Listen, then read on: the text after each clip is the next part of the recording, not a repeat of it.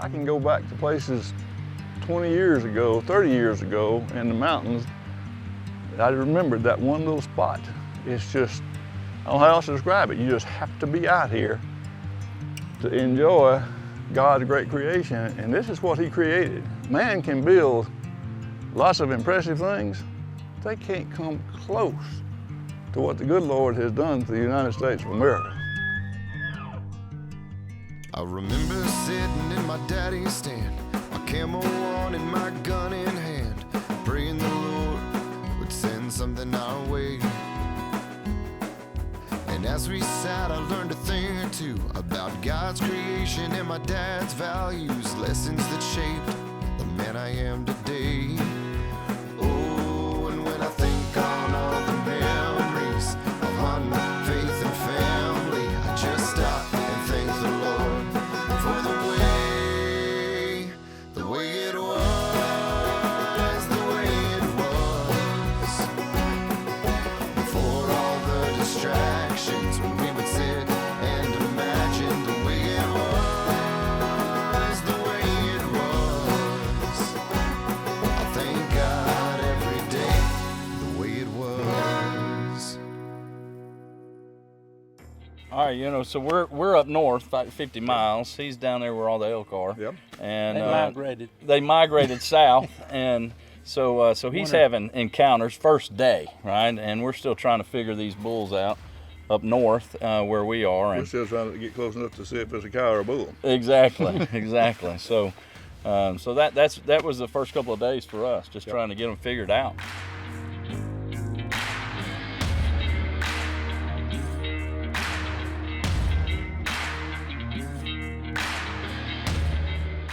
All right, we pulled back in here this afternoon. This is our second afternoon.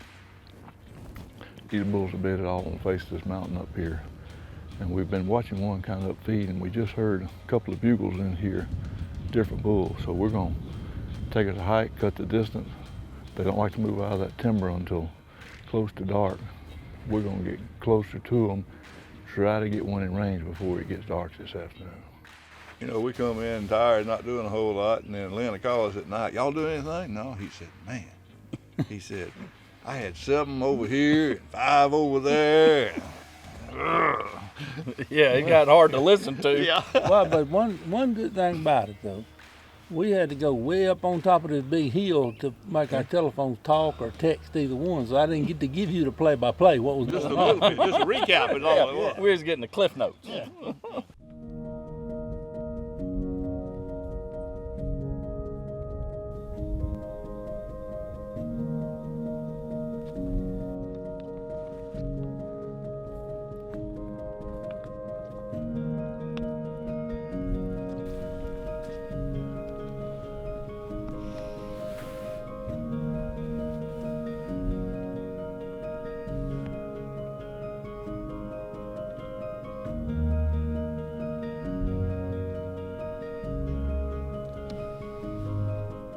We were chasing these 7 or 9 bulls, and we didn't get right in front of them as quick as we should have, and we eased on up there and thought about 150 yards. We was gonna get on them.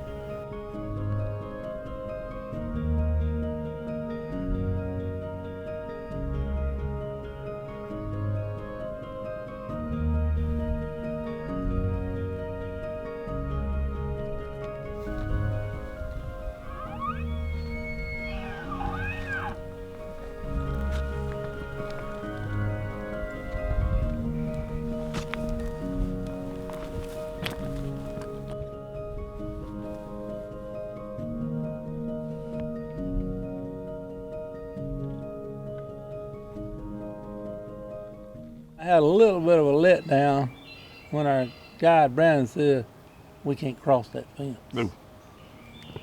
So we pushed them right up to the limit, and they crossed the fence, and they sat over there and said, adios, amigos. Well, we're in a nest of elk. They're all over on the side of this hill. I don't know, it's 8 or 9 bulls over there. They screaming from down here all the way up there. The only problem is there's a fence over there, And the grass is greener on the other side, 'cause that's why they on that side of the fence. This segment was brought to you by Monster Meal. Attract, nourish, enjoy.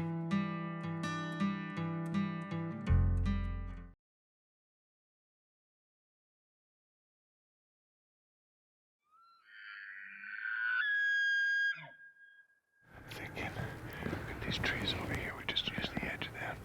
We really take our time. Yep. Yeah, I'm thinking the way he's talking, he's probably got some cows with him. Usually they don't talk like that unless they're cowed up. They might be bedded just over the top. Yeah. With that wind, we're not going to be able to tell. So we'll go this way. We've got, thing about it though, wind's in our face regardless. Perfect. So, but I don't want to walk into them. Oh no. Because they could be right on top or just over the other side. Gotcha. Because that wind is messing up with the sound, you know. Yep.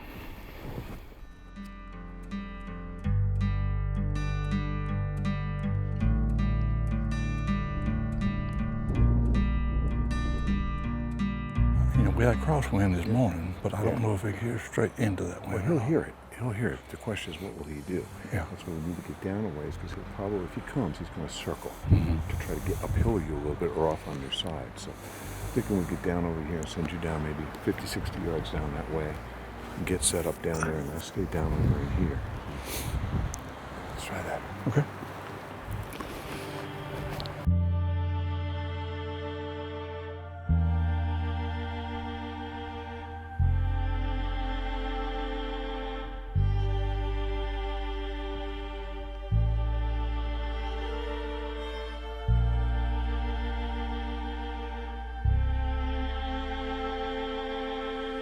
I should have known when he came running in a hurry that he had little bitty antennas about this long. It's all he had.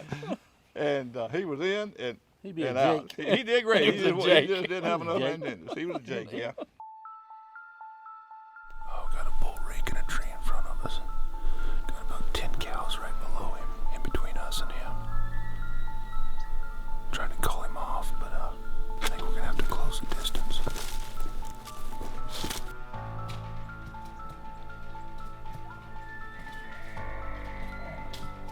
We had a bull breaking limbs and tearing up bushes. I slipped up within 40 yards of him.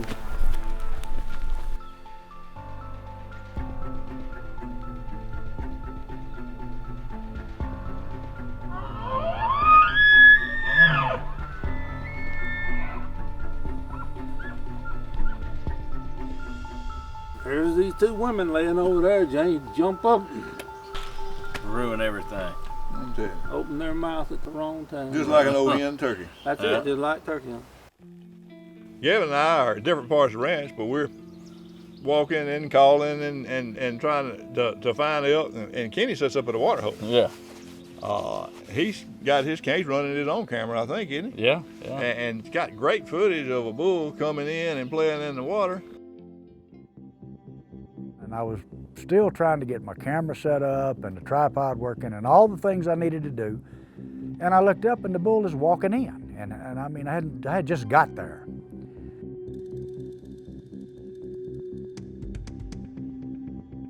The angle that he's standing in is perfect for a bow shot. And it's 40 yards.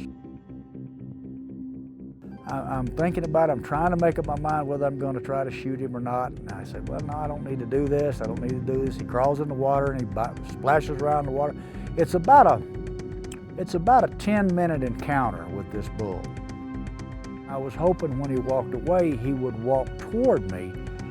And instead of walking toward me, he walked away from me. Walked up on the hill. I videoed him for a good while. It was it's an experience that in all the years I've elk hunted, I've never seen that experience. So Kenny did a great job filming himself out there. I see himself, that bull, he was running the camera in the water. And he was just that little bit of over distance out of range of that longbow. But the experience that he had is what it was about. Because he's killed elk before with guns and bows, compounds, kind of like, your training wheels. Yeah. But he's challenging himself just like we are. Most of the time we lose the challenge, but it's still fun. It's all about that experience. You get to take that home, even if you don't take the elk home, right? Yeah, but Kenny took his home on video. That's right. This segment was brought to you by Covert Cameras. Keep it covert.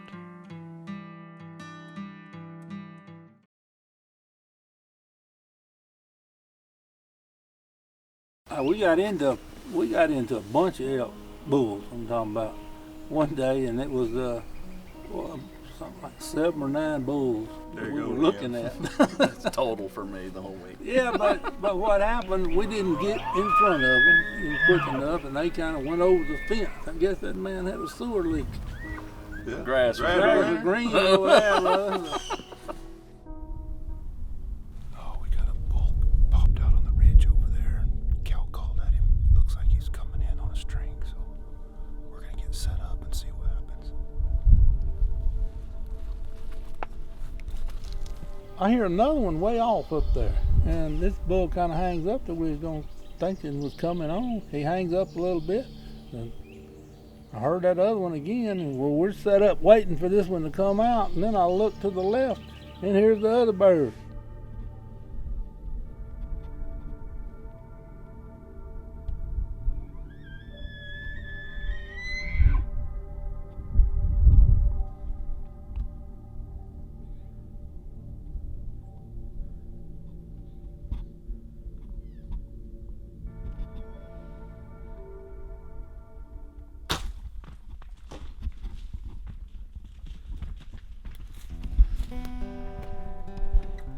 That was a far shot.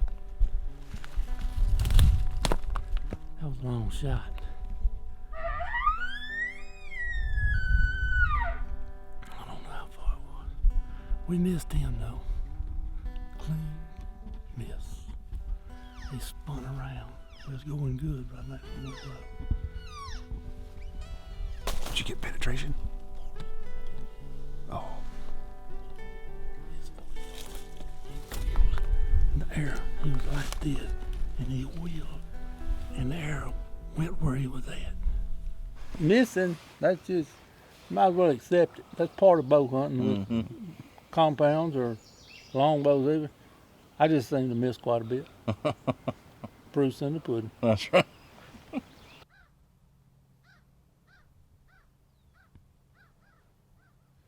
This is our second morning, and we glassing the side of this hill in this lower country because late yesterday afternoon, elk were coming down right before dark. And what we're expecting to do is to find some down here low early this morning, and before they head back up, as soon as they kind of start making a move, then we can make a play and work this terrain and try to get around at least even with them or in front of them. After being there a few days, your legs start turning to jello, but I guy still wanted to make this one climb up where we hadn't been. And it was kind of tough getting there, but when we got there, it seemed to be worth it. We spotted this bull over there and got set up, and as soon as he called, I couldn't believe as low as he called, that bull heard him over there with the wind blowing and answered him, and he turned and started it. And we knew he was coming. We just didn't know if we were going to get that chance or not.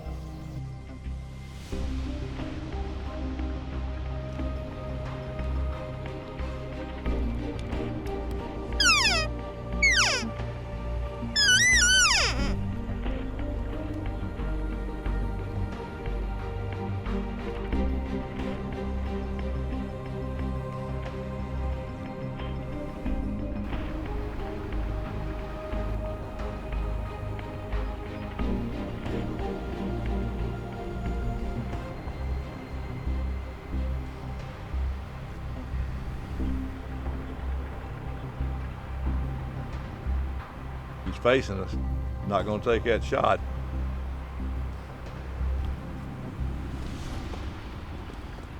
And when he left, he was gone.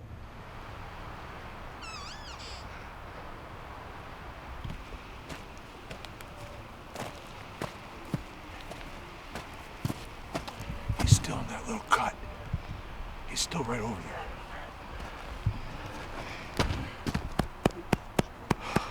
I thought he was gonna walk right on top of me. Good job, man. Good job. 20 yards, but just straight on, you know. And I could see him, and I was like, I've had him about 30 yards from you. If he took 2 more steps, he's done. But boy, what an encounter that was. If I woulda, coulda, shoulda. Yeah, I know.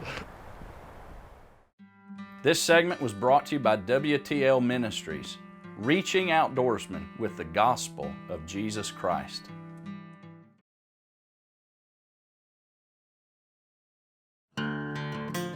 We came in here early. We're sitting on water. We had quite a few elk come in here the other night. We had us a good 6 point, less than 15 yards right there. It was too dark to shoot. All we needed him to do was turn the corner and we had a good shot. So we got in here early. We won't see what's going to happen. If we have to, we'll break and run and go do one. But it's a good hot afternoon, so let's see what happens. It was pretty good the other night. It was kind of quick. You know, we had to, I was about halfway ready. And when Bobo saw the bull, we had some trees that you could see him coming through the trees before he hit the opening. And by the time he hit the opening, I was ready for him. I already had my draw ready.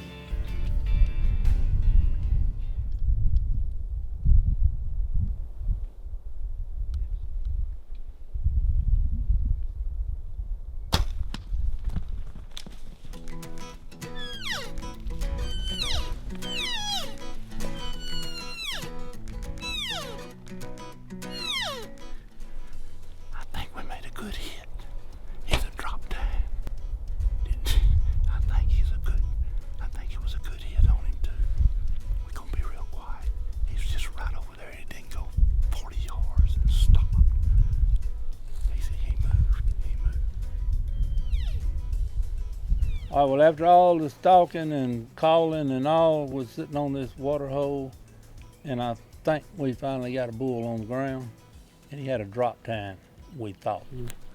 Let's see what we can.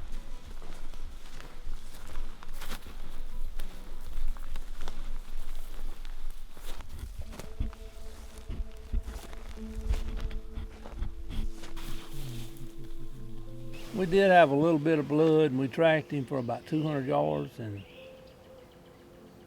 it was getting late, and the blood was getting thin, and we decided it might be time to leave him alone. And we done made an executive decision to pull out, and we'll go back in the morning and find him. I think we got a good hit on him. He's not bleeding a whole lot. But we're gonna go back and review the footage on the computer where we can see better. And I think that's the best thing to do right now. If he's dead now, he'll be dead in the morning. We went back the next morning, and we had another boy came with us and helped us, and we walked and probably 5 miles apiece, and we just could not find this bull, and I knew I made a good shot. I mean, it was on the video. It was a good shot, and so I told Brandon, you know, if you want to keep, he had some mules, and he said he would ride and find him, and I told him if you get him, I'll come back and pick him up. There he is.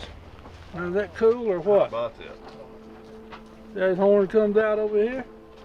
Yeah, it looked like the skull plate busted off or something.